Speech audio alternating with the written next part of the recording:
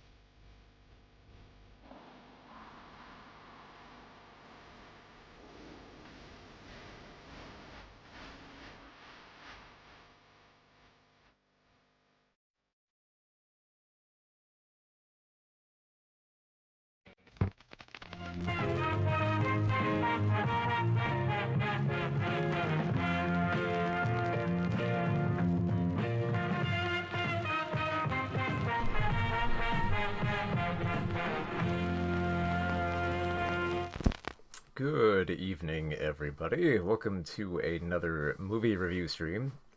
My name is Mark McPherson. I am a film critic for movieswithmark.com, filminquiry.com, twincitiesgeek.com, and a whole bunch of other websites that I always forget because there's so many that I write for. So, what do we have today? We have so much to cover. We actually got like a lot of new movies. Usually I get to these ones late, but we actually got a lot on time this week. So yeah, we've got new reviews of new films coming out this week, including Bros, a gay romantic comedy by Judd Apatow. I'm getting my notes up here as we speak from that. We'll also review Smile, the new horror film, also coming out this weekend. We'll review the new Gundam anime, Mobile Suit Gundam Cucuruz Doan's Island, which it will be pretty interesting because it's playing in theaters right now. I think until the end of the week. It's one of those Fathom event type deals. But I got a lot to say about that because I'm a huge Gundam fan, so there'll be a lot to say on that.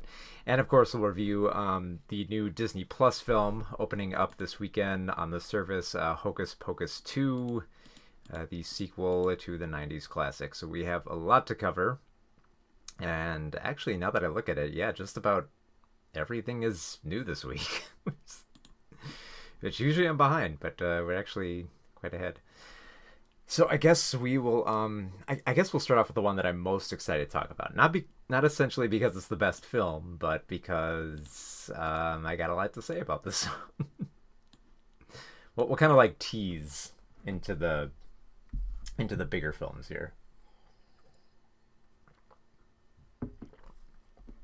Also because I won't need my notes up for this one because I'm a big Gundam fan. Okay, so here we go. Let's get on with the review of... Man, I've just noticed the lighting here is kind of odd. I have it at like a little bit of an angle. I'm trying to... Looks darker than I thought it would be. Okay. Why is it so dark like that? I think I might have to turn it up here. Hang on. Technical issues here. Don't tell me about your problems and all that. Here. Brighten it up a little. There we go. Okay. So let's get to it here. In 3, 2, 1. So Mobile Suit Gundam Cucuruz Doan's Island. This is kind of an interesting, like, here's the weird thing. Like, this is a Gundam film where it's kind of interesting for the specific knowledge if you're a Gundam fan, but in order to enjoy it, you don't necessarily have to be as up on the Gundam lore. Which it might sound weird to say, but this is like probably one of the most accessible Gundam films for at the same time being like a very specific film within like the Gundam timeline. So for those who are not familiar, here's the backstory with what this Gundam film is all about. So Yoshiyuki Tomino, when he created the original Mobile Suit Gundam anime series way back in 1979, there was one episode that he wasn't happy with. I believe it was episode 15, and it was called Cucuruz Doan's Island.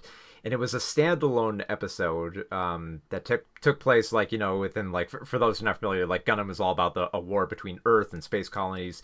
And there was a standalone episode where it just took place on an island, and Amuro found himself meeting this man named Cucuruz Doan. And the episode did not air in America. Like Gundam aired on Toonami, but this episode was cut specifically because the creator Yoshiyuki Tomino wanted it removed from, like, basically removed from the continuity. And the reason for this was just because the animation was terrible in it. Like, he hated it. Like, he looked back on that episode, which is like, oh my goodness, this is the worst thing we've ever done. And which is saying a lot, because, like, if you look at the original Gundam series, there's a lot of, like, weird little animation errors here and there, where you can clearly tell they're working on a budget. But Cucuruz Doan was definitely the worst one, so that got cut from continuity. And so, years later, if there's anything we've learned from, like, the current mindset of anime right now, it's that you can redo anything. You can go back and redo any anime like Berserk or Trigun or Evangelion. They love redoing. You can go back and you can try stuff again. So Cucuruz Doan's Island is a remake specifically of one Gundam episode. Now, it now here's the weird thing. It's like it's like that episode, but it also makes some keen revisions on it, but not as much as you might think. So the story is that this takes place on Earth, where the white base has just kind of like, I believe, in this weird revision, like it takes place just after they've taken over Jaburo, I believe. I might be wrong on that, but essentially, the Gundam and White Base are called in to investigate a mysterious island where all the Federation forces have been going, and they do not return. So it's just been called the Island of No Return. And so, since the teenage pilot Amuro Ray is piloting the Gundam, one of the most powerful mobile suits in the Federation Army, they send him out there to investigate. And he doesn't come back. He's not dead, but he doesn't come back, and White Base believe that they've lost Amuro. While in truth, Amuro has kind of lost his Gundam, but he's still alive on the island and being taken care of by Cucuruz Doan, who we later learn is a man who defected from the enemy of Zeon. He used to be an elite assassin, part of this big group, and then decided to just get away from the war, get away from the horror of it all, and just live on this volcanic island, caring for these children and making his own life and just waiting out the war until it ends. And so Amuro, Amuro's a little bit wounded and he's lost his Gundam, but he decides to just hang out with Doan since he's got nowhere else to go and no other means of survival.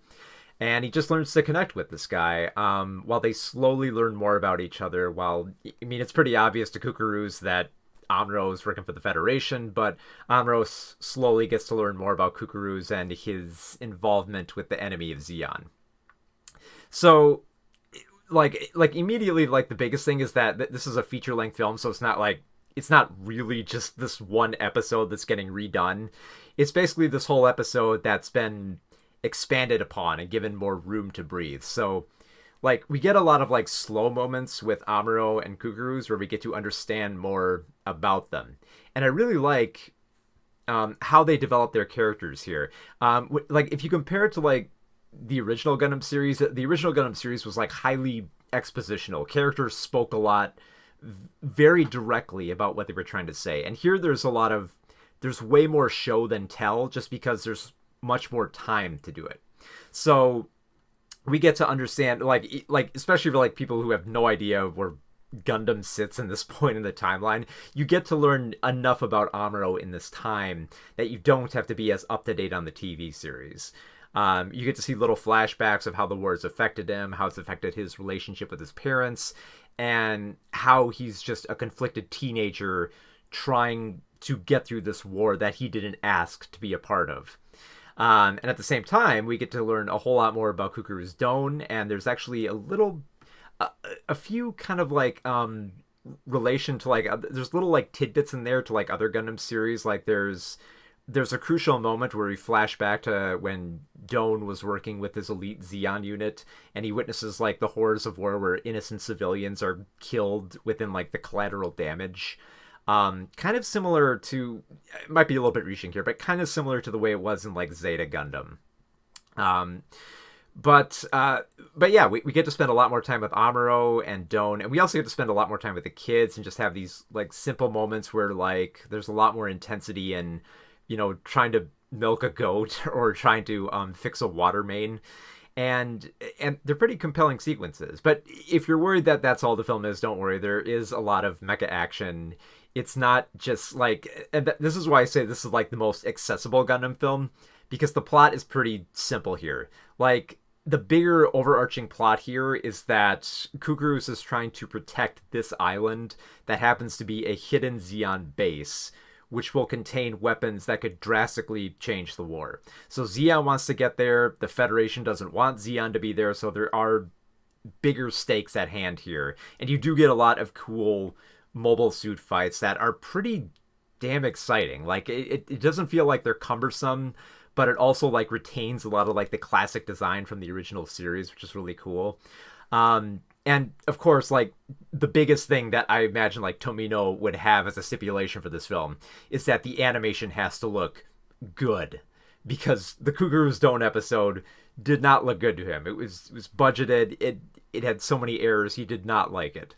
And it definitely looked like he would be pleased with this film. Like it looks clean and lush, and it also retains a lot of like the character designs where like the characters still look like they did in the original series. They still have like the same exaggerations too, while also having like the same outfits where there's only like kind of like just minor changes that you have to look at. I think like the biggest outfit change I would notice was that like the Federation's soldier uniforms were a bit darker in the blue, and other than that, it's like that's about it. Everything else just it looks like the original Gundam series, just given like a fresh coat of paint and just making it look great. Like the original Gundam model, it hasn't been like revised in any major way. It still looks like the original. It's just now rendered in like this very crisp and detailed CGI, and it looks amazing to see on the screen, especially with like the abundance of color. I because like I have to bring that up. You would think that like a film where the majority of the battles take place on a volcanic island that's mostly filled with ash, it'd just be like dirty and dark and just like kind of like earth tones. But there's so many like cool colors in this. Like there's like just like the evening sun, and then you get like the deep blues of the dirt, and when mobile suits explode there's like this great big pink tint to them that kind of like it kind of like meshes between like pink and purple. It looks so visually satisfying for like when you consider that like a lot of like Gundam series and movies have relied on like mobile suit explosions just kind of being like the standard like plumes of fireballs and like smoke and all that. And here there's like a lot more detail to it. In fact, it kind of reminded me a little bit of like the original series when like some of the mobile suits would explode. It wouldn't just be balls of fire. Like there would be like these like hisses of like fire, and they would have like that purple element to them. And it just like I said, it feels like an extra coat of paint here. Like there was like a little bit of like purple in the explosions, and here there's even more to it, and it's brighter and it's more vivid, and it's just fun and exciting to watch like these scenes. In addition to like there's a pretty gruesome moment where Amuro's Gundam steps on somebody. It's pretty grotesque. I also love the fact that this film gives enough for everybody to do. It always felt like with certain Gundam episodes there wasn't enough for the main cast to do, that they had to like find busy work for them. And here it felt like there was enough. Like you have like General Makuve working with the Zeons, and he's like the perfect little dastardly villain who really wants to get this base. You have like the Black Knights of like this elite Zeon unit who piloted these Zaku mobile suits, who were just straight up evil and just wanted to get revenge on Cucuruz for essentially deserting their unit. And the White Base crew was actually a lot of fun to follow because they're going against Federation orders to save Amuro. Like the Federation just is like, you know what, it's an island of no return, so just don't go back there. And the whole crew of White Base, like Captain Bright Noah and like Sayla and Kai and all the familiar people that we've come to know in the Gundam series, all are just like, you know what, screw the rules. Let's just go back to the island. And it's so much fun to kind of watch them slowly come together and realize they got to break the rules if they want to save their friend. So I imagine for like a lot of people who I'm talking to this film about, they probably, if they have not watched Gundam, they probably have no idea what I'm talking about with like the Earth Federation and Zeon and all that. The good news is, and I'm trying to like frame this the best way, is like the good news is you don't have to catch up on all of Gundam to appreciate Cucuruz Doan as a standalone Gundam film. In fact, that's why I say it's the most accessible, because it's easiest to understand. It's a fairly simple plot. It's not as intricate the same way that like other Gundam films would be with Char's Counterattack and the most recent Gundam film of Hathaway, where you really do have to pay attention to the greater politics of, between like the Earth Federation and the Zeon forces. You don't have to focus on that as much.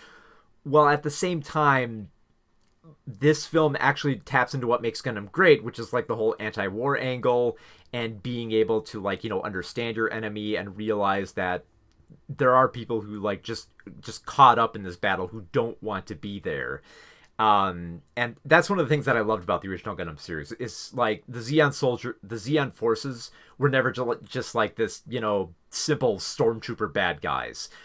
You got to know and like enough of them where even if they were evil, they still had this humanity to them where you kind of felt bad. Like it felt like an actual war where there was tragedy on both sides instead of just the Federation toppling Zeon. Because the thing was like, yeah, Zeon, they were clearly fascist and evil, but the soldiers caught up in it were just didn't want to be there. And Cucuruz Doan is a perfect example of a soldier who just wanted out. And that's such an easy story to understand that I almost feel like this is a great kind of like jumping on point for Gundam, where if you've never watched Gundam, this might be a good film to watch. And I say this, it's kind of tough for me to sell this because I am a big Gundam fan, and I did do a huge binge watch of the original series before I went to go see this film.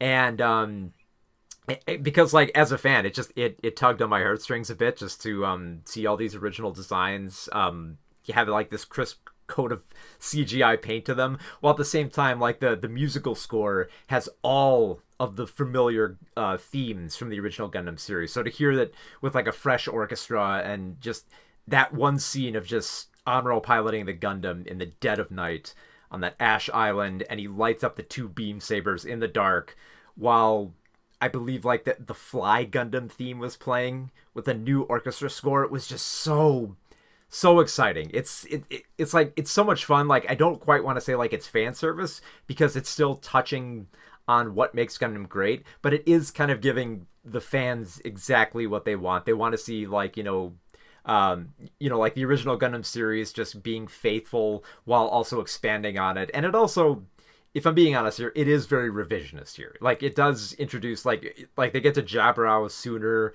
than they would in the original series. They introduce GMs sooner than they did in the original series, and all that. It's fine. Speaking as a Gundam fan, I don't really care about so much of that as continuity. All I care about is if this film works instead of just being a direct replacement to episode 15 in the original line. And it succeeds at that. That's the best thing about it. Like I've watched like a lot of anime movies within like the past few years that I've always tried to bend like epilogues or side stories or revisions, and they don't like it just feels like they're just trying to repeat the same thing and not add anything to it. And I eventually did get to see like the lost episode, if you want to call it that, of Doan's Island.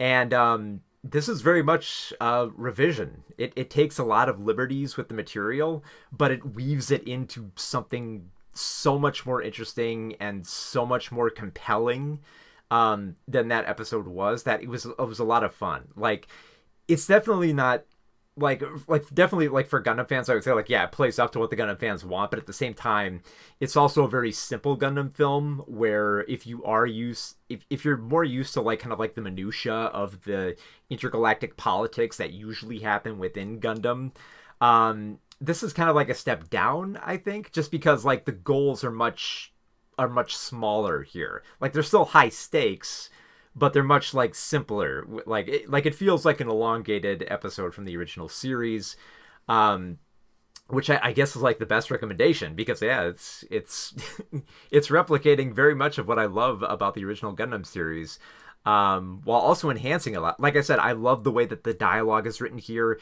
It's show more than tell. I love that we get a lot of down moments. I love that we get a whole bunch of like cool mecha action, and the animation is beautiful to look at in this film. That it is just it's such a wonderful like Gundam film. I think that it works for both like fans and people who are just coming into Gundam and don't quite get what it is. Like you are kind of like thrown a little bit into the deep end. Like there are some tiny Easter eggs here and there where if you don't know who like Char Aznable is, or you're not really familiar with the mechanics of what a new type is, you might not get those little Easter eggs. But in terms of understanding the overall story here, it does enough explaining of its world without being like exposition. Like, cause that's always like the problem I found with a lot of these anime revisions and reboots, is like they always have like this heavy backstory and exposition that they got to go through that weighs down the film, and there's none of that here. It chucks you in, and it gives you it slowly doles out information on the characters that is key to this story, rather than just, throwing out all the information that you don't need for this type of story. Like, you don't need to know who Char Aznavour is for this film. You don't need to know what new types are. You don't need to know all the ranking members of the Duchy of Zeon. You're just given the key information that you need to understand this story. And it's simple, but it's also a lot of what Gundam does best. And speaking as a Gundam fan, I absolutely love the film on this level. A great, great film. So, Mobile Suit Gundam Cucuruz Doan Island is currently playing in theaters through Fathom Events. I believe it's playing until Friday. Like, I think it started playing in theaters on Tuesday. It might still be playing into this weekend, I believe. And that's for the US. I believe it is going to expand later into, I believe, into like Canada and other territories coming into October. So if you're a huge Gundam fan, check it out. And even if you're kind of like a little bit like a passive Gundam fan, if like you maybe saw Gundam Wing back in the day, I would still recommend seeing this film because it really does highlight what makes Gundam so exciting. Okay. Well, there's my Gundam gushing for the day. Let's see. What should we get into next here?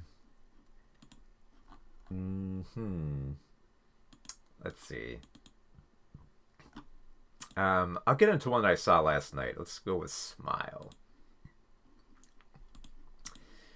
Because we're coming up on spooky season and you gotta get your horror on. Although, I know we got Halloween Ends coming up in October, but I mean, this year we've had some great horror films.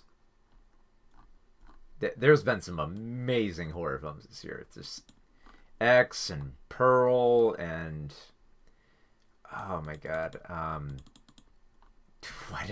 it's not just X and Pearl, I swear to God. Barbarian, that's the other one I was thinking of. Barbarian, X, Pearl. Ooh, so many good. Oh, Mad God, Phil Tippett puppet movie. Oh my god. There is so many good stuff. Alright. Let me get the notes up here.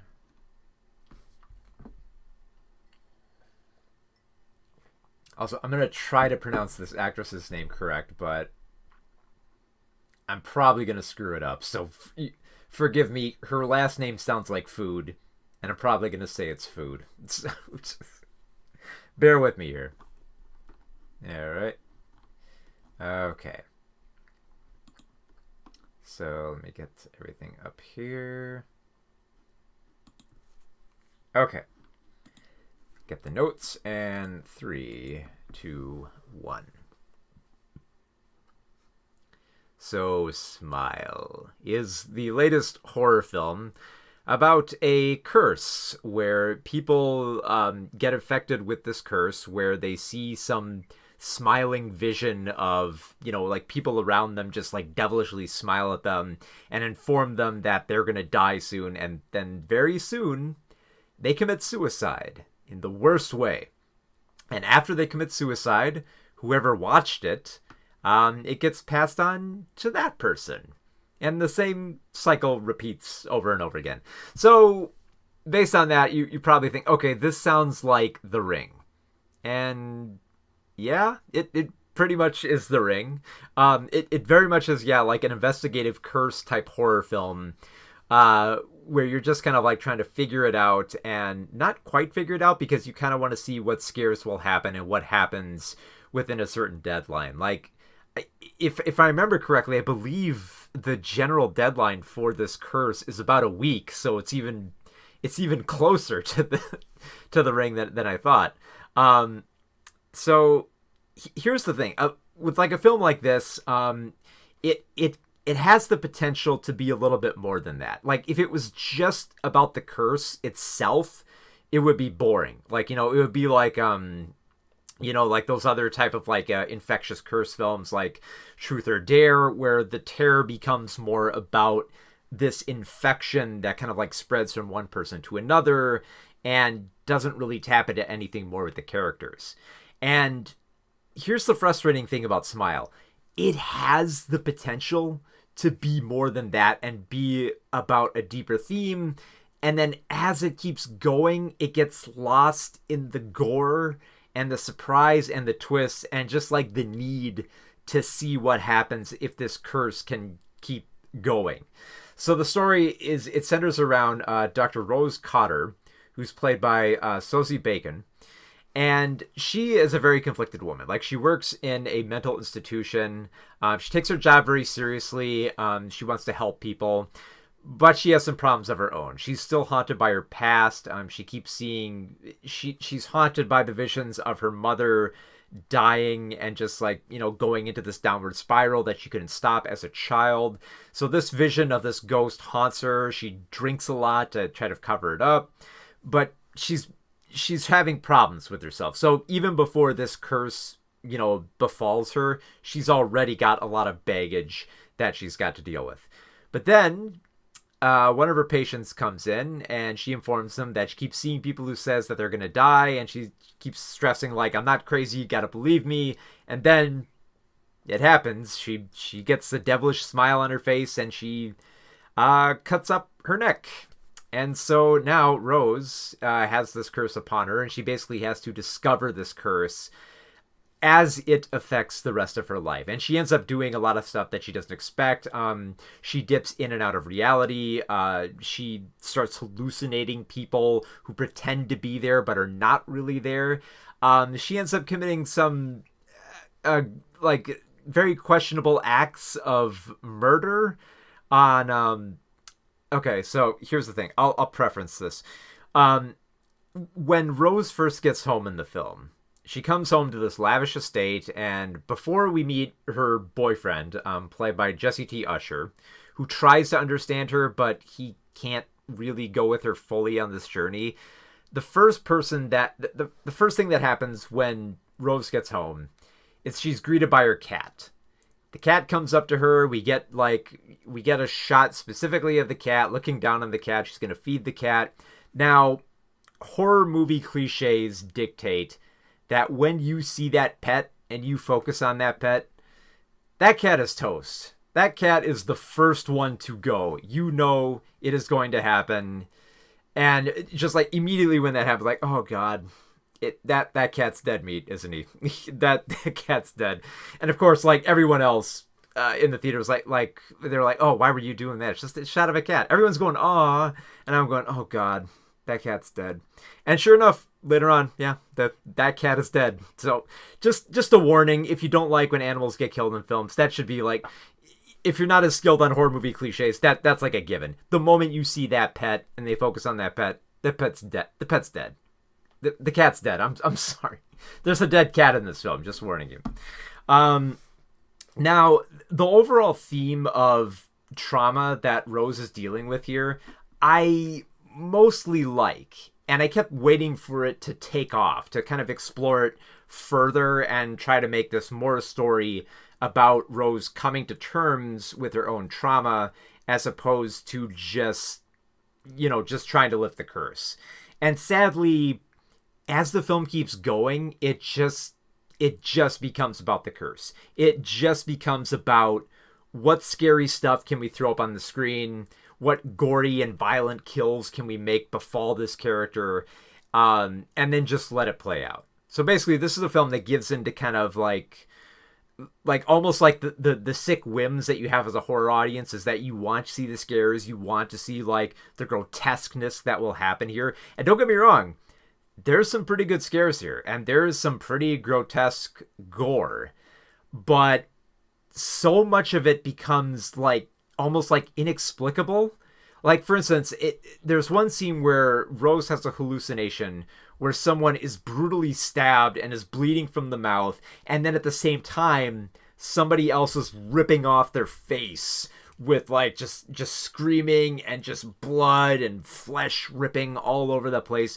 Gory, bloody scene, but it's all hallucination. And I think the further that it keeps going and focusing on the curse, it loses this focus about Rose trying to focus on the trauma. Like, it's weird. Like, it comes so close to focusing on it. Like, even in the third act, when it gets so close, because like the third act entirely takes place with Rose confronting like the home where she grew up in and the spirit of her dead mother that kind of looms over her, which, you know, gives her guilt about this trauma that she should have done more and how she should have been there, and like this greater focus on like mental health, which kind of coats the film but isn't really explored that much. It kind of creates like this gross taste in your mouth by the end that it feels like not much was explored here. Like it feels like imagine if The Ring was meant to be about getting over grief, but like it started as that, and then as the film kept going and going and going, it lost sight of that grief. Like every now and then they would bring it up and they would address it and they would look at it for a moment and think about it for a few minutes before going back to the next scary thing. Like when you get to the third act and you have like Rose confronting the spirit of her dead mother, it feels like it's profound and it's building towards something, but then it's like, you know, how about something more scarier where like her mother becomes like a giant and her teeth are hanging out and she wants to like rip open Rose's mouth and like get into her soul and all that.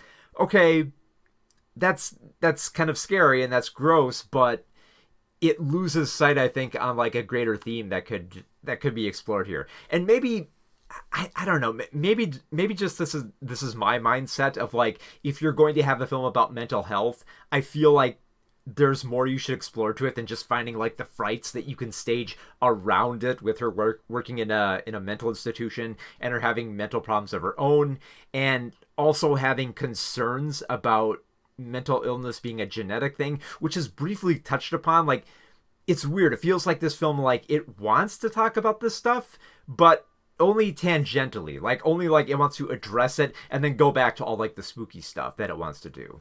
So I don't know. There's this very frustrating like balancing act that this film is trying to do, where it wants to be a scary and spooky horror, but it also wants to be about trauma and mental health. And it clearly just wants to do spooky stuff. And that's all it can do. And not to mention the spooky stuff that becomes like almost absurd and not on purpose. Like there's definitely some moments that were meant to be absurd that you're supposed to laugh at. And then there are moments where like just the way it's staged, like you almost have to laugh just because like the tension kind of like wears off on you. Because another frustrating thing about the film is that the biggest compliment I can give this film is the intensity of it. Like the way that the film is shot, the lighting, and the soundtrack, which is just some of the most nerve-wracking music you will ever hear in a horror film this year, which I absolutely loved. That's probably the best thing I'd say about the film. The soundtrack is just perfect for a just kind of like nail-biter horror film. It just kind of wears off. Like, it's just like you feel the tension mounting, but at some point you want it to kind of build to something more than just frights.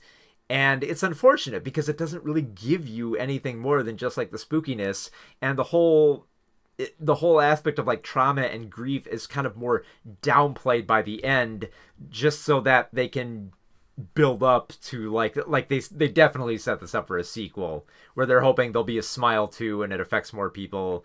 Not to mention like these characters investigating this curse are pretty slow. Like they're pretty slow to realize the pattern that's happening here, how it spreads to other people.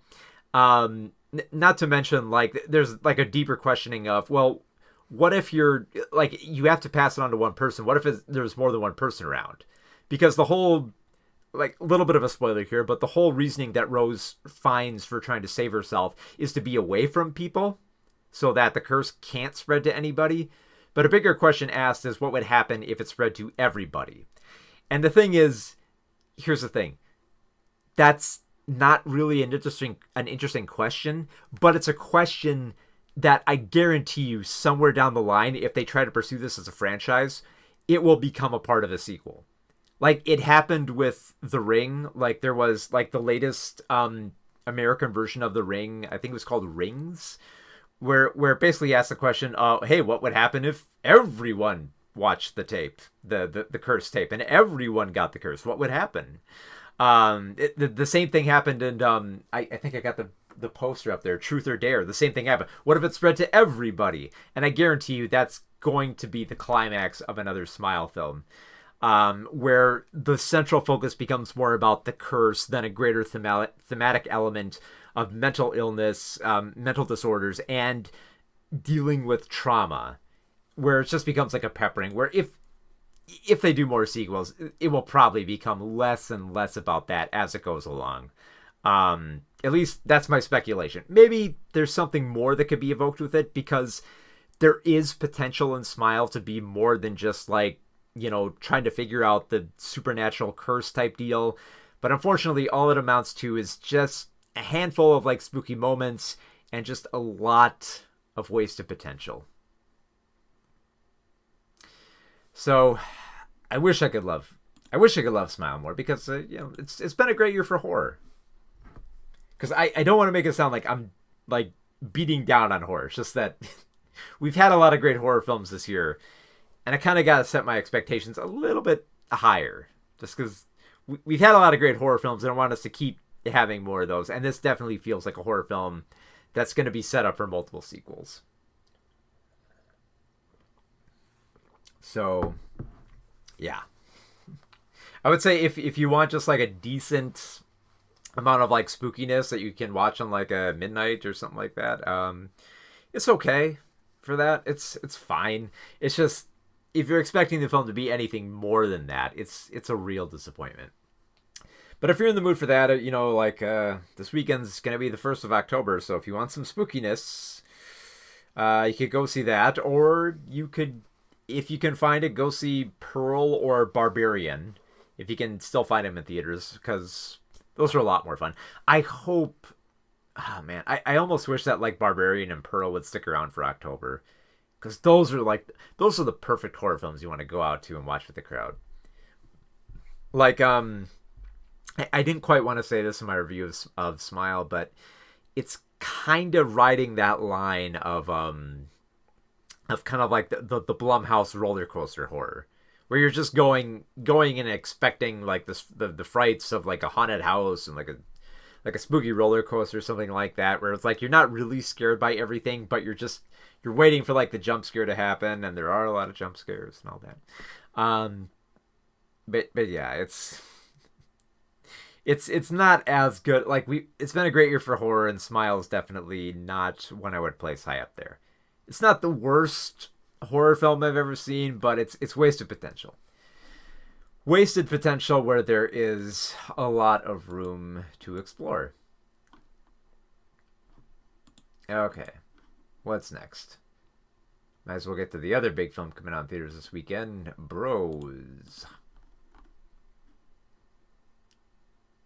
Get my notes up here. I was surprised that this came from, I guess he's improved a little bit here, but Nicholas Stoller, who, initially, I was trying to figure out what did he do, and wait, he did the Neighbors films, which are kind of like, decent, but they're not that great, anything like that. But then I realized, he did some Muppet movies too. Okay, so this guy's been improving. Of course, they're going to bank on the fact that this is produced by Judd Apatow, so might as well have that horror comedy association. We're going through so many. I think I'm going through like every genre tonight. Like, I'm covering like a comedy now. We covered like an anime action film earlier. We covered a horror film, and then we got a family Halloween movie coming up. All right.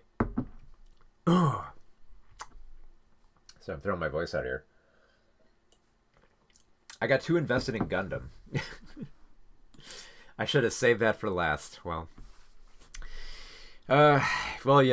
doing these reviews, it's an art, not a science, Okay. So, wait, why did I close my notes? I need to have my notes up for this, so I can get everyone up here. Okay. So, 3, 2, 1. So, Bros is a gay romantic comedy from director Nicholas Stoller and produced by Judd Apatow. And I was actually really surprised by this is a, like, you could say this is a gay rom-com, but this is a gay rom-com with some very vicious comedy. Like, this is like I guess like the easiest way to would be to compare it to, like, like another Apatow comedy, like Knocked Up, where you could tell like the jokes were like they were fast and they were sharp and they were witty, and they just kept hitting you over the head one after another. That Bros just kind of like bludgeons you with all this absurdity, while also making you like feel for the characters at the same time. And it does this so well that like, even though we're like just coming into October, I would dare say this is probably one of the better comedies I've seen this year.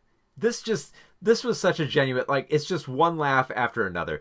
And I think this is because, like, this is a film very much aware of what it's trying to be and how audiences are going to perceive it. Like, within the first few minutes of this film, they immediately criticize the idea of a Hollywood executive ordering a gay romantic comedy and trying to like make sure, like, oh, this is a gay romantic comedy that you could take a straight person to and all that, and then criticizing it and how it would be staged and basically being frustrated with like the process of trying to bring a gay romance to the screen.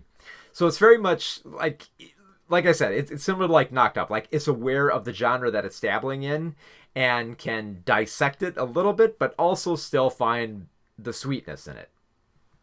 And I think it's great to like work with that with like the character of Bobby, who's played by Billy Eichner, who's just in perfect form here. He plays Bobby, a podcaster who loves to talk about, just, like his love life, which is not really that great. Like, he's just getting into like random hookups. I believe he's in like his 40s, so he's feeling like life is passing him by, and that the world is just like a cynical place, and that it hasn't been as progressive to catch up with him, that he's just kind of a little bit bitter about the world. And not just bitter like, with like, like heteronormative society, but also just bitter about like the current state of like gay culture and how it applies to him as well. So you have a character that has a lot of flaws that's interesting to work with. Like, he's cynical, he's got to build on that, he's got to be able to find love, and it's not going to be easy.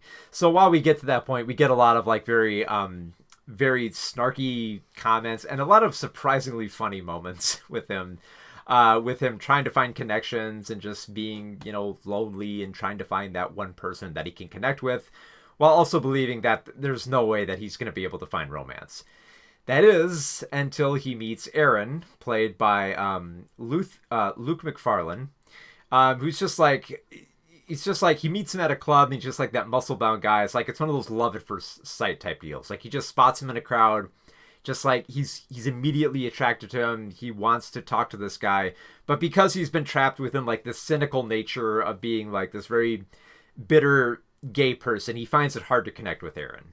So luckily enough for Bobby, Aaron actually likes to watch Bobby get really heated and talkative. So immediately Aaron starts like goading like Bobby, like Bobby will ask stuff like, "Oh, what's your favorite type of music?" "Oh, Garth Brooks."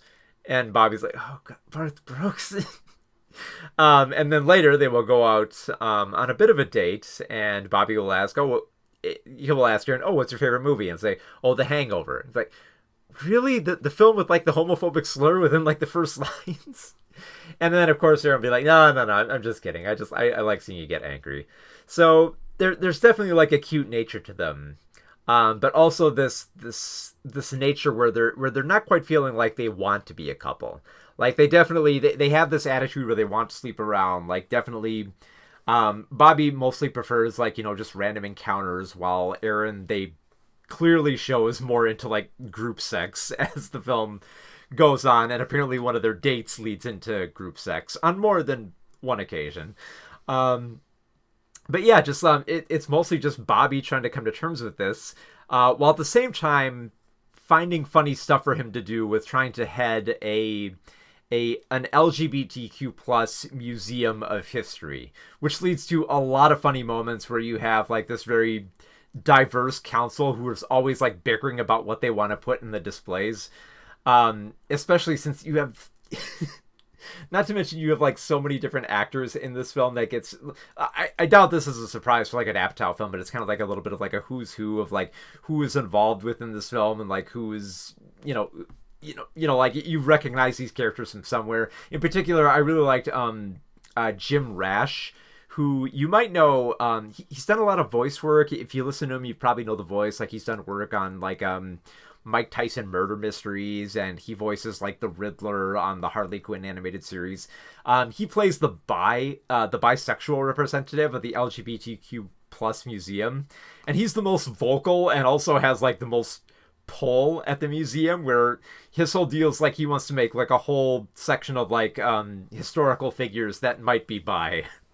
And just like I mean like Jim Rash always like throws everything into like his performances, and his eccentricities are beautiful here, especially since like there's this very biting commentary going over everything throughout, where everything in this film is like fairly critical. Like it's weird. It walks this line between being very tender and sweet with like the rom-com angle, but also just being absurd and just like mounting on like the satire where it's most needed. Like the best satire in this film, which for anyone who sees the film, this will probably be the funniest moment, is that Bobby likes to watch Hallmark movies. He likes to hate watch them just because like they've started to cater more to like the LGBTQ community, but in the most pandering ways possible, where it's just like he hates it, but he's like compelled to watch it. And the thing is, like, it's not quite Hallmark. I believe they call it like Hallmart or something like that. And this leads to like, with them trying to like play up all these different sexualities, they try to make these different specials, because Hallmark always says they always like just shove out all kinds of like holiday specials and romantic comedies and everything like that. And they try to do it for every type of sexuality. Like, I don't quite want to spoil it, but like that there's like, I mean, I'll say this. There's one for like bisexuality where it says like Christmas with either, which has like the most hilarious scene to like promote it. But then there's one about polyamory, which I won't reveal here just because the title alone is so unbelievably hilarious, and it keeps going. The more they talk about this Hallmark film production, they show even more absurd titles as it goes on, where it's just for those titles alone, it's hilarious. I was laughing so hard at how they were staging this. And yeah, like this is very much a film that is keenly aware of of kind of like the gay community and like the LGBT representation, while also kind of like being very critical of it as well, and giving it like a decent scathing. Like probably some of like the funniest jokes are when they try to like they bring in like Deborah Messing from Will and Grace, and they try to stage like this scenario where like she was almost canceled and she has to like make a donation to the LGBTQ History Museum, and she just goes off the rails by saying, "Look, I'm a character. I don't just want to hear like gay people just unload on me all the time." It's like it was such a hilarious rant. I was spending so much time laughing. I can't remember every line of it that I almost want to go back and rewatch it just so that I can hear every line there.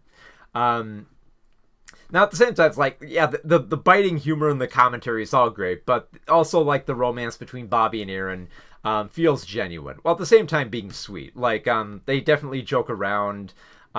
They're, very resistant to their relationship. It's one of those, almost kind of like will they, won't they type romances, where eventually there will be a grand romantic gesture, but you spend enough time getting to know the characters and like the characters and feel like they're real and have real concerns, that you want to see them have like that sweet ending in the end. Because even like even some of like the sex sequences they have between them are playfully absurd. Like they get a little bit like comically aggressive in some of their makeout sessions, which is actually pretty funny. Some of them have been revealed in the promos, but there's a few more as well.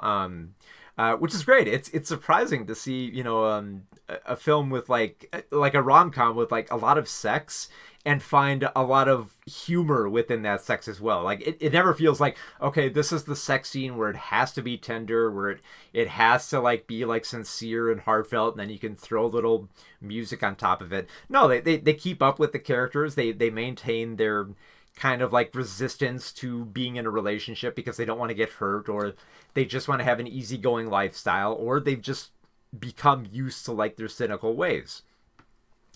And mostly humorous. Like there's a few little jokes towards the end which are kind of like, yeah, it's okay. And I think it's mostly just because like of the LGBTQ history museum. Like it mostly just goes for, hey, here's this actor who we've thrown. Like there's literally a sequence where one of like I believe it was Aaron who recommends that like their museum should have like a night at the museum type theme. And there's something similar to that in this film where you get a whole bunch of celebrity guest stars that just state their names. Like it's weird. Like it's believable that a museum would do something like this where celebrities would just kind of shove their names out there. But at the same time, it's like, oh, okay, it's funny, but it's not as funny as like the rest of the comedy that's going on here. So yeah, it was really surprising to see this rom-com kind of take off. I mean, like if you want like a decent comparison, you could look at later this year we had another gay romantic comedy, Fire Island, which was which I felt worked, but it was kind of like it felt like Fire Island was kind of like more drawing from like like those Jane Austen type of stories.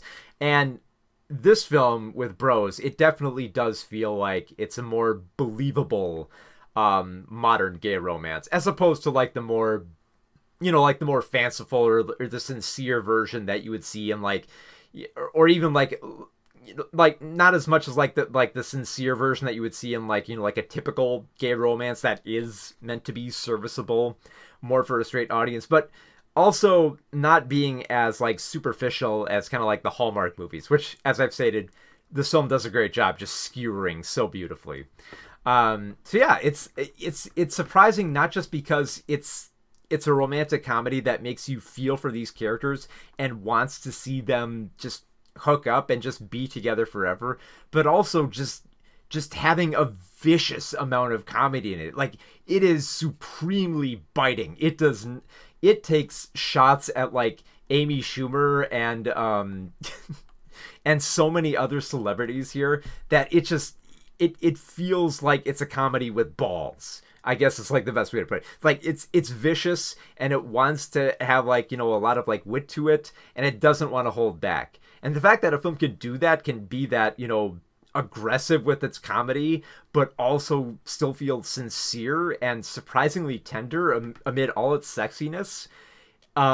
It just has the complete package. It just feels like everything you'd want to see out of a gay rom-com. Like I can't speak personally for like, how other, people of different sexualities might feel about this film. But from my perspective, I actually really enjoyed this kind of almost kind of like freewheeling and kind of like, and like I said, just biting comedy and effective romance that it completely won me over. It was such a fun film. So that's Bros. It will be playing in theaters this weekend. So if you want something funny, go for that. Getting a lot of options this weekend. We got what do we got? We got anime, we got horror, we got comedy. And that's all at the theater. All right. So let's get away from the theater for a moment. Let's go with a streaming exclusive. It's weird because it usually feels like I mostly do streaming exclusives, and now it's just kind of gotta fight for those that you want, Okay, let me get my notes up here.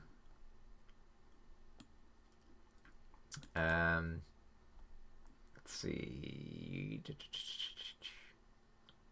Where are my notes? They're almost here. Here we go.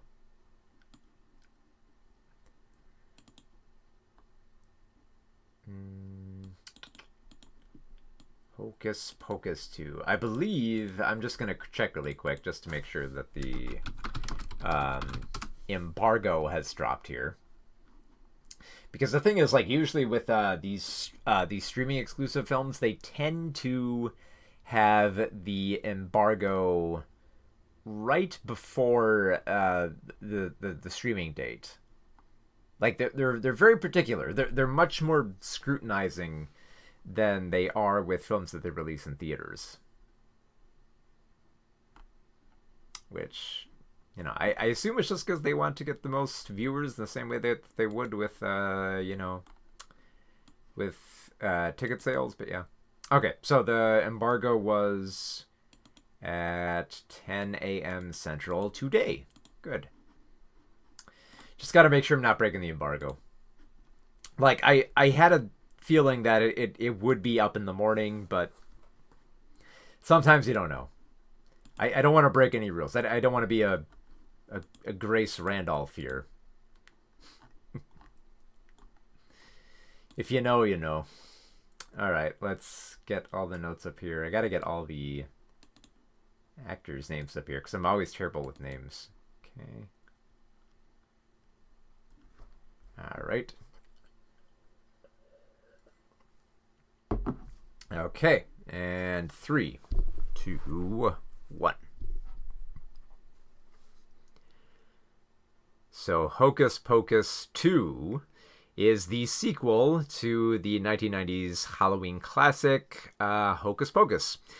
And so yeah, there's been a lot of pining for there to be like more Hocus Pocus since, you know, that film has kind of become like a cult classic. It was originally supposed to be a Disney TV movie, but it found its way into theaters. And while it didn't really do well at theaters, it did incredibly well on home video. Because now it's considered like a Halloween classic. Like you'll go on to like what's like Freeform right now, and they'll just be running ads to say, "Hey, we got Hocus Pocus this month." And definitely, and I believe I heard like radio ads for Hocus Pocus 2. So they're definitely playing this up. Not to mention there's the merchandising. There's a Hocus Pocus cereal now, just in case like Disney's very much aware of the cult following that this film has amassed. They know that people want to see more of the Sanderson witch sisters that were in the 1990s original. So, is the sequel as good as the first film? And here's the thing, I would definitely say it's as good, but I think that's mostly because like I look back on the original Hocus Pocus as being like a good but not great Halloween film. Like it's definitely fun, and definitely the trio of actors, like, you know, of Bette Midler and Sarah Jessica Parker and Kathy Najimy, they're all great. They're the reason you watch the film. But yeah, like it's a fine film. And Hocus Pocus 2 is also a fine film. It mostly delivers, I think, on what you would want out of a Hocus Pocus movie. It expands enough on what you want on what you might want out of that type of film, while also not. It's weird. Like it feels like it's very much within like the safe comfort zone of what you would want a Hocus Pocus film to be. One that could focus, you know, on a bigger theme so that there's more to it. But also still have all the fun that you'd want with the original film. So one of the things that the film does best, I think, is that it gives a little bit more character to the characters of Winnie, Mary, and Sarah, of course played by Bette Midler, Kathy Najimy, and Sarah Jessica Parker, all of them reprising their roles, and they're all still great. They all still have the perfect comic timing. It feels like their voices have barely changed, and this is especially apparent when you hear them sing. Like, they can still belt out the tunes. Like, if you really like the sequence in the original film where they were singing, you'll get a lot more of that here. You'll get that sequence where they play up to a crowd, and you'll also get another sequence where they're just singing to nobody. Where it feels like they're singing to nobody. So we do have, of course, a new cast of characters that we're following here. we have Becca, who is a high school student who dabbles in witchcraft in Salem, and she's all about, she's all about like the Salem sisters and learning more about their lore, alongside her best friends Izzy and Cassie. Cassie in particular, they've kind of been like, their relationship has been faltering because Cassie is I believe she's the daughter of like the mayor, so it feels like, they've kind of had like a little bit of a distance between them, and they almost feel like their friendship is dwindling. Not that it's in danger of like ending, but they can definitely feel like they might be drifting apart, and that becomes a central focus here, especially since the whole prologue of the film just shows like the Sanderson sisters as kids. And it's a sequence it's ridiculous, but it's pretty cute. It's absurd that, like the Sanderson sisters would have all the same mannerisms that they would as kids, but it's still pretty funny to see kids play the Sanderson sisters. So they established that these sisters were meant to like stick together, and that what they value most is each other, even if they are kind of like the Three Stooges when they're around each other.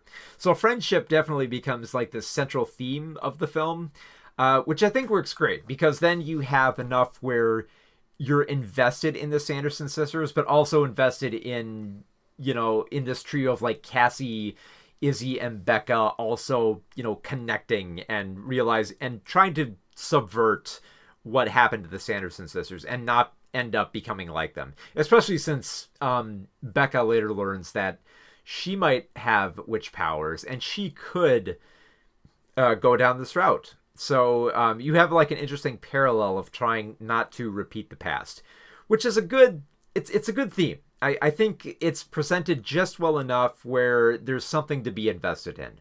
And that's a good foundation to lay so that you can have all the ridiculousness that follows. And there is a lot of funny stuff that happens, especially when you've got a fair number of like great comedic actors here. You have Tony Hale playing the mayor of this town, who is more concerned about candy than anything else. Although, like, for this type of film, it's very fitting, and Tony Hale always plays up such ridiculous, eccentric characters that it works here. And also you have Sam Richardson playing this magical shop owner who kind of sort of wants to help the Sanderson sisters, and it's just mostly playing up like his geeky interest in like the supernatural, where it's kind of fun. Like, it's not the full Sam Richardson that you would see in like, I Think You Should Leave Now, but he does well with the material he's given. In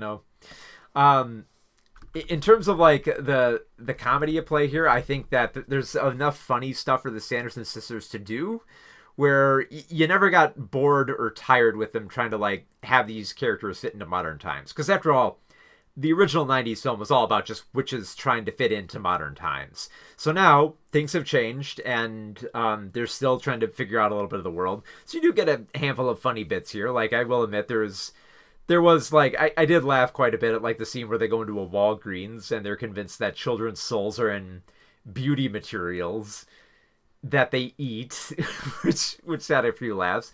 There's also a great laugh about them. There's a few great bits about them trying to find replacement brooms, and they end up finding Roombas, which is funny enough. Like, it feels like they could elongate that joke and wear it out really quick, but it feels like a lot of the gags here are used up just enough. Like, they're played up to the point where they are funny, and then they stop and then move on to the next funny bit here.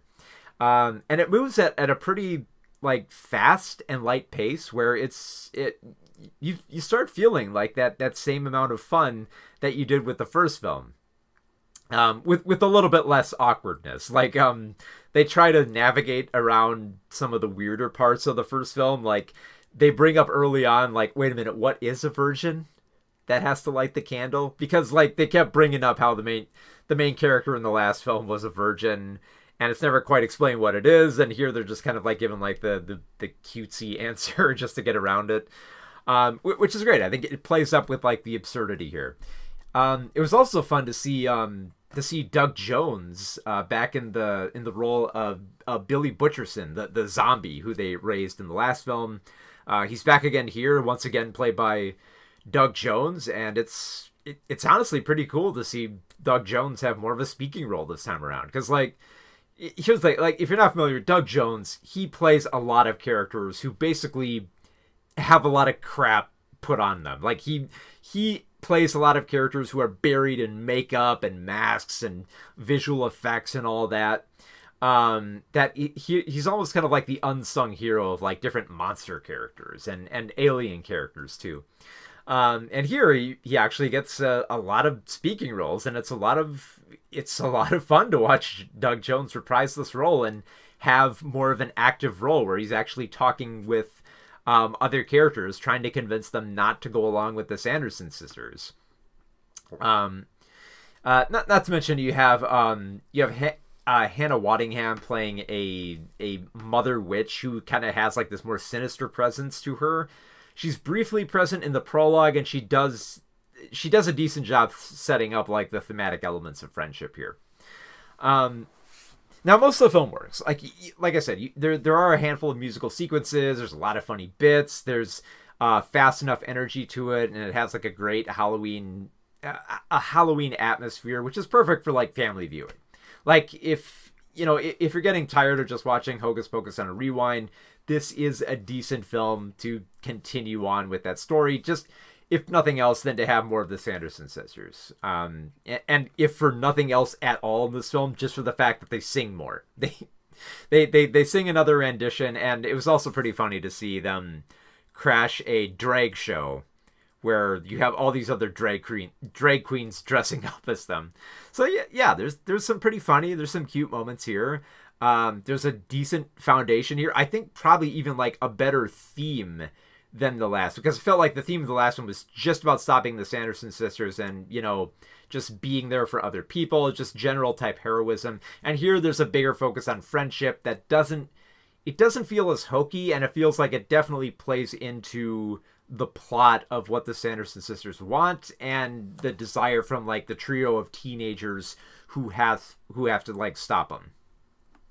And yeah, like most of the humor actually works here. It's fairly cute. It's definitely very much aware of itself, that it never feels like it's going for like, like, okay, like there's never this moment where it feels like, okay, it's supposed to be like a kid's Halloween film. We got to dial it down. We got to make it simple jokes. It always feels like there is some wit behind all the humor at play here. That being said, I almost feel like it's kind of like a little bit too light and a little bit too fast. Like there were a number of scenes where I felt like there had to have been some deleted scenes on the cutting room floor here. In particular, like I was kind of dismayed like how many few scenes we get with the mayor's daughter. Just because like there's a scene where the mayor has to go crash her party and force everyone out of the house, and this will lead into like the next sequence where the Sanderson sisters come, and we never get to see that moment where Tony Hale busts in and just like shoos everyone out, and there's like this huge like explosion of like anger and just being shocked at everything and having a party in his house. I feel like that could have been a really funny sequence that is not in the film. Like it immediately just cuts to like Tony Hale saying like look, miss, you got to clean up this party. Like I got everyone out of here, so you got to clean it up. It feels like, and there are a handful of other moments in the film where it feels like there could be more here. It feels like this was trimmed down to meet like a certain running time, that there could have been more funny moments here, which is a bit of a shame because, I mean, if there is, I would definitely love to see that sequence where Tony Hale just explodes on a room full of like teenagers in his house, just because, that's the funny. You love seeing just Tony Hale explode on people.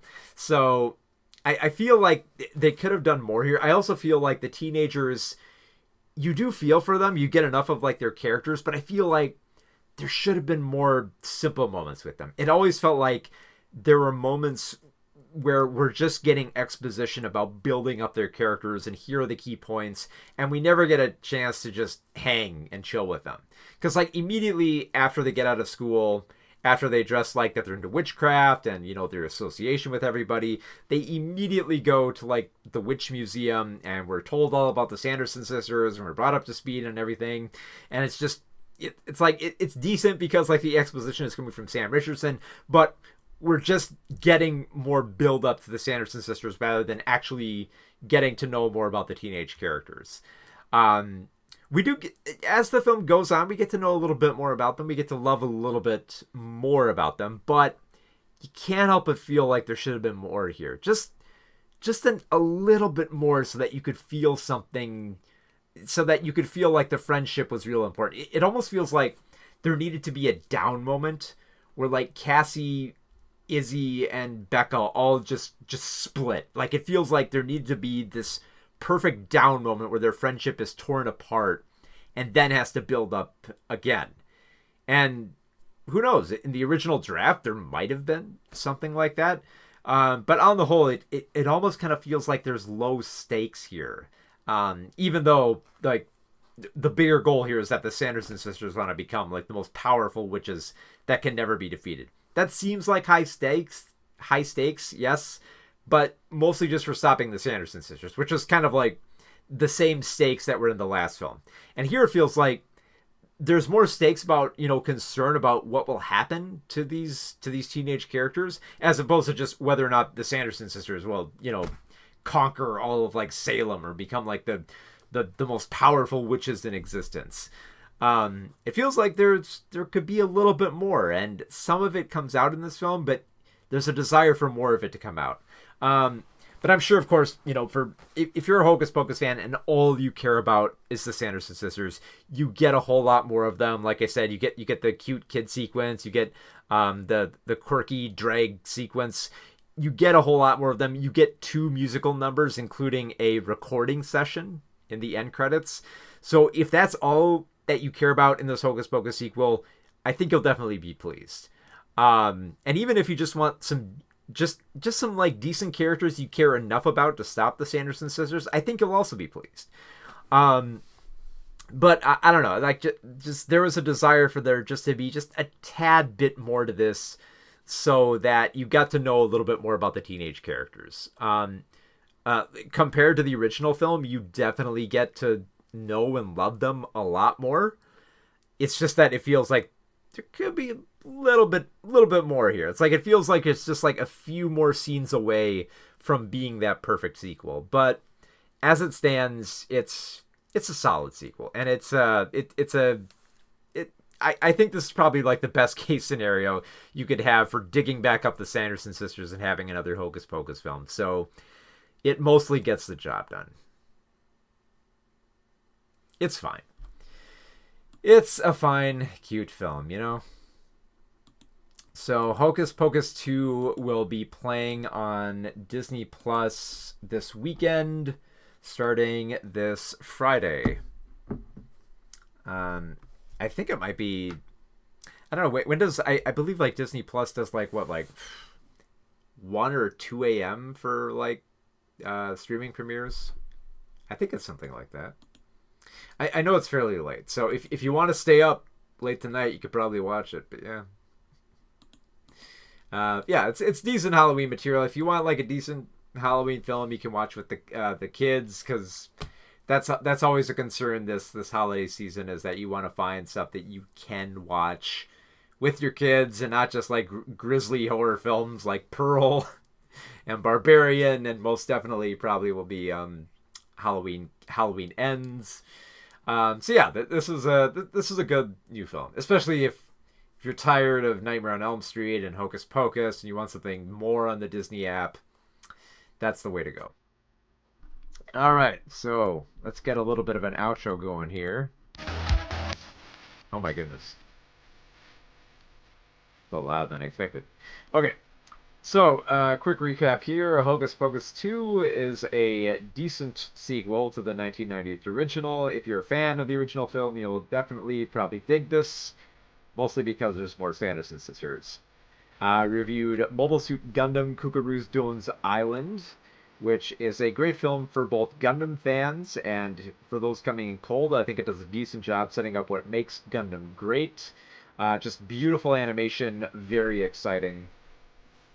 Also opening this weekend in theaters is Bros, a gay romantic comedy that actually is more than just kind of like sweet and sincere. It's actually pretty biting and exceptionally hilarious with how it skewers the idea of gay comedies and the pandering to like the gay community. Does a great job, has vicious humor, one of the funniest films I've seen all year. And finally, Smile, the supernatural horror film about a curse where people smile and commit suicide. It has some decent frights, some decent scares and gore and all that, but it loses sight of its bigger focus on mental illness and trauma. So not it decent for the spookiness, but there's so much more wasted. There's so much more potential to it that's just absolutely wasted. All right, so that is our reviews for this week. You can check out my reviews over on movieswithmark.com, filminquiry.com, twincitiesgeek.com, and a number of other sites that I write for. You'll probably find them. I'm somewhere online. We'll be back in a few weeks in October where we will cover even more films. I haven't set any firm ones as of yet, but we will definitely be covering Halloween Ends. And depending on when we schedule the next stream, we will probably be reviewing the new DC Comics film Black Adam. So all that will be coming up in the following weeks. So you can find all my reviews there. If you want, these video reviews should be up within the next week or so. Read all my stuff at all these websites, and I will catch you next time. Have a good one.